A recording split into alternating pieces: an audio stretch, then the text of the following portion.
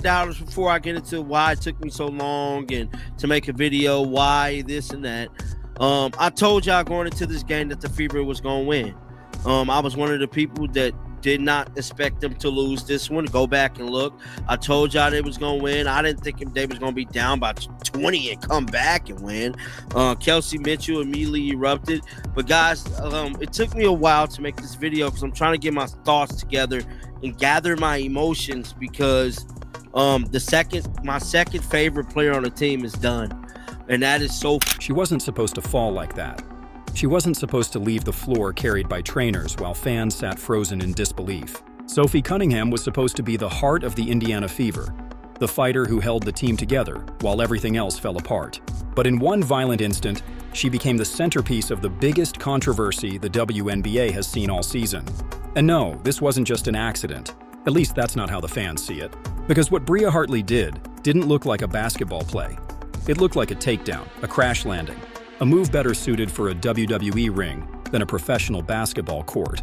The Fever had just fought through one of the ugliest, scrappiest games of the year. It took a Hercules-like effort from Kelsey Mitchell in the second half of the game to bail out Stephanie White. My God, it took overtime for the Indiana Fever to beat the worst team in the league. They're now 6-27.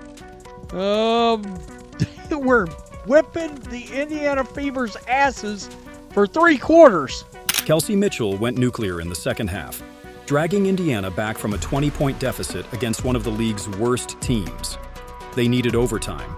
They needed heroics. But by the final buzzer, nobody cared about the comeback. Nobody was talking about the win. They were talking about Sophie Cunningham's leg. They were talking about Bria Hartley's so-called defense. And they were asking the one question the league refuses to answer. Was this basketball, or was this something else entirely? From the moment the play unfolded, you could feel the energy shift. Sophie had positioned herself, playing tough like she always does.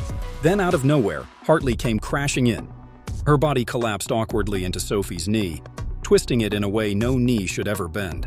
Replay after replay showed the same thing. Hartley didn't just stumble, she lunged, she plowed. She smothered Sophie like her leg was a crash pad, and the reaction was instant. Sophie clutching at her knee, her face twisted in pain, her teammates rushing over in panic. And here's the thing. Bria, of course, it had to be a dirty Bria. I would really hate to see ya in a dark alley. Dirty Bria Hartley back at it again with her shenanigans, and this time around, she had her eyes set on one Sophie, the trophy Cunningham. Sophie, get well soon. Hopefully the MRI later today shows nothing too serious. Would love to. Fans weren't buying the oops, I lost my balance story.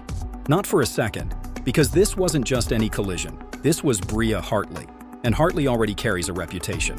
Around the league, her name sparks debate. Reckless, dirty, careless, and pick your word. But every player knows one truth.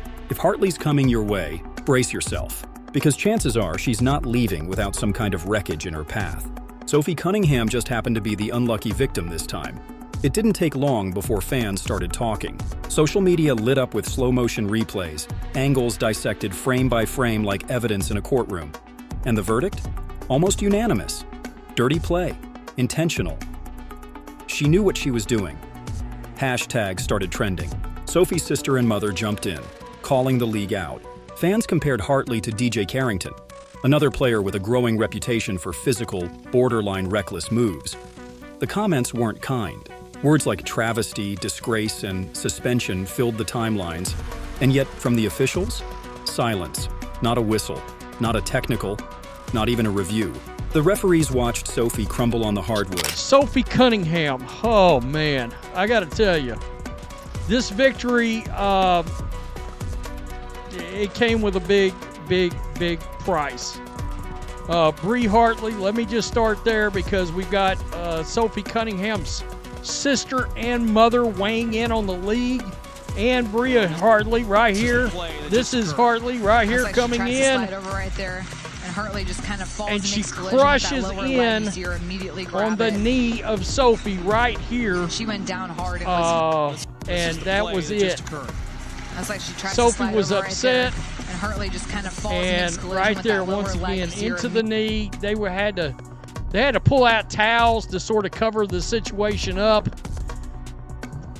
Bria Hartley getting absolutely destroyed by everybody. And decided it wasn't worth stopping play. Think about that. A starting player goes down screaming, teammates waving frantically for trainers, and the refs act like they're watching a fumbled hot dog at a county fair. No urgency, no enforcement, just frozen bodies with whistles that might as well have been props. Fans were furious, and the question spread like wildfire. If this happened in the NBA, would it be ignored? Or would there already be fines, ejections, and press conferences about player safety? Instead, the WNBA stayed quiet. Commissioner silent, refs invisible. The message was loud without a word, accountability optional. After the game, Fever coach Stephanie White tried to spin the narrative back to resilience. She praised her players for believing in each other, for finding strength in adversity. Indiana Fever with a hell of a comeback versus the Connecticut Sun. We're gonna get to the good, the bad, and the ugly. Let's start with the ugly. Prayers up for Sophie Cunningham. One half of the Blonde Bombers.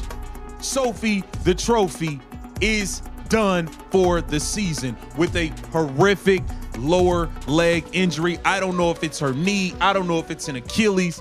It looked bad. She's going to be done for the year. I don't know how much longer the Indiana Fever can continue to survive with these injuries. I just have to be honest. I got to be real. We lost Sydney Colston to a torn ACL. Ari McDonald broken bone in her foot. Caitlin Clark has played like 12 games all year or something like that. Dewana Bonner scammed us. I mean, it's been a complete shit show, to say the least. It's been a shit show. She said the team had something inside them you just can't teach. And for a moment, it sounded inspiring, but fans weren't fooled. Because all the speeches in the world don't change the fact that Sophie Cunningham was gone. And Sophie wasn't just another name on the roster. She was glue, she was toughness. She was the player holding the Fever together while Caitlin Clark missed games, while Sydney Colson and Ari McDonald sat injured, while everything else threatened to unravel. And now, that glue was ripped away. Stephanie White's coaching decisions were already under fire before this game. Questionable rotations, odd late-game choices, moments where her sideline passion looked more like frustration than leadership. But losing Sophie made the criticisms louder. Because no coach in the world can patch over a loss like this. And without her, Indiana's season suddenly felt like it was teetering on the edge of collapse. But this wasn't just about the Fever. It was about the league. Because Sophie's injury wasn't happening in isolation. Cunningham went out in the first half. And that was such a huge blow for the Indiana Fever because Sophie Cunningham has been somebody, she has been the glue of this team since Caitlin has been out. She is playing so incredibly well during the second half of this season. She plays hard every single night. She's super tough. She doesn't make excuses. Like, she is somebody who has really held this team together, and seeing her go down in the first half, like, I couldn't believe it. I didn't know what it was at first when I saw her went down. This season has been brutal across the board.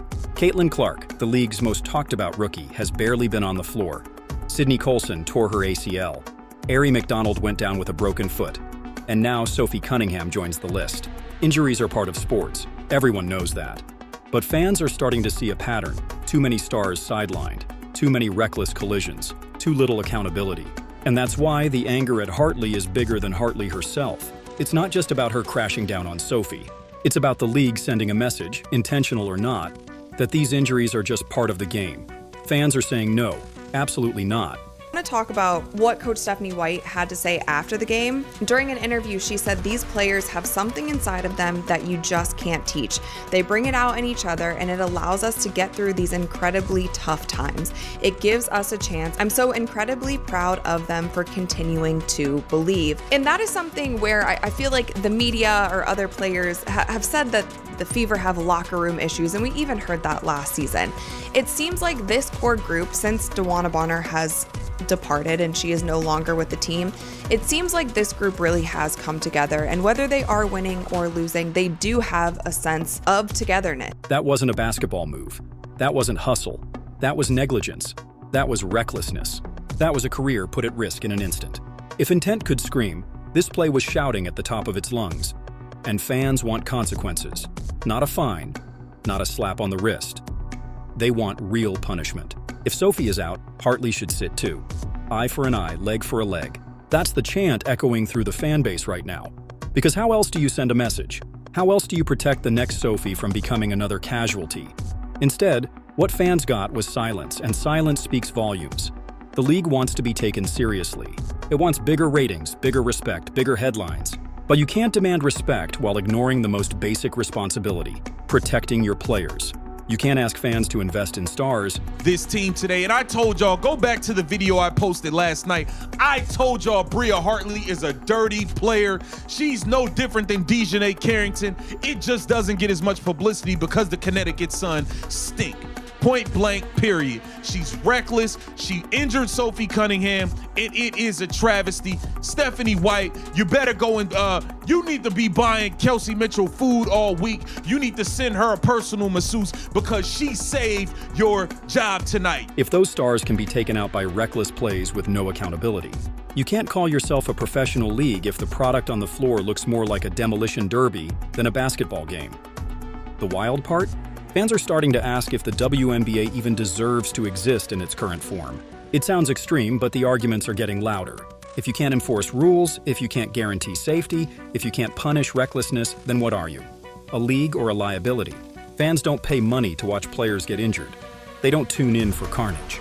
They want buzzer beaters, not body slams. They want highlight reels, not medical charts, and Sophie Cunningham is paying the price. Instead of making headlines for her shooting, her hustle, her grit, she's in the news because her knee was used as a landing strip.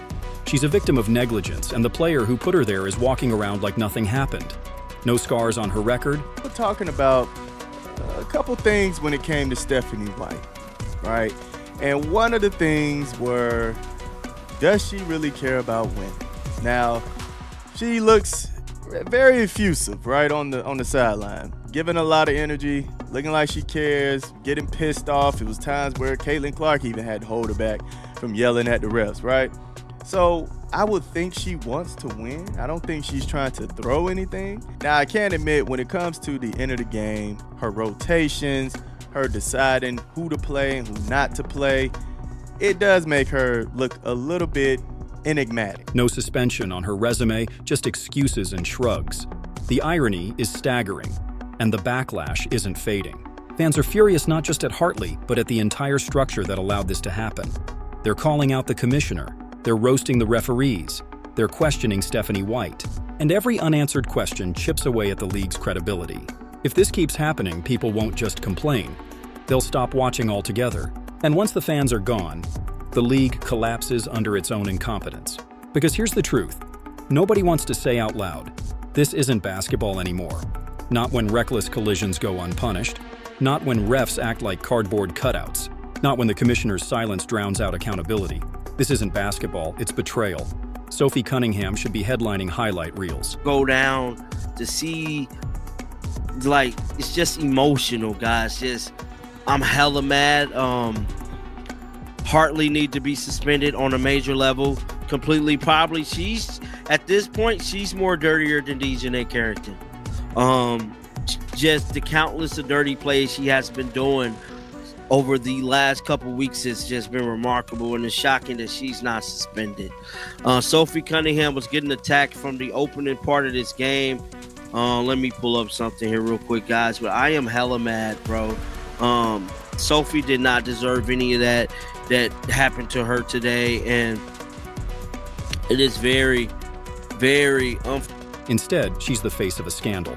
And the longer the league pretends otherwise, the louder the calls will get. Calls for suspensions, calls for resignations, calls for the WNBA itself to rethink whether it's built to last. And maybe that's the final twist here. Sophie's injury isn't just one player's misfortune. It's a symbol, a spotlight, a test the WNBA can't afford to fail. Because if fans walk away believing that this league values excuses over player safety, then it won't matter how many buzzer beaters Caitlin Clark hits. It won't matter how many rivalries Angel Reese sparks. The league's credibility will already be gone. Sophie should be remembered for her toughness, her leadership, her fire. Instead, she's remembered right now as the victim of a crash landing that the league refused to acknowledge. And until something changes, that's not just Sophie's burden. That's the WNBA's. Because basketball is supposed to be about competition. But what we just watched? That was chaos. That was negligence. That was betrayal. And if the league doesn't fix it, don't be surprised when fans stop calling it a sport and start calling it a circus.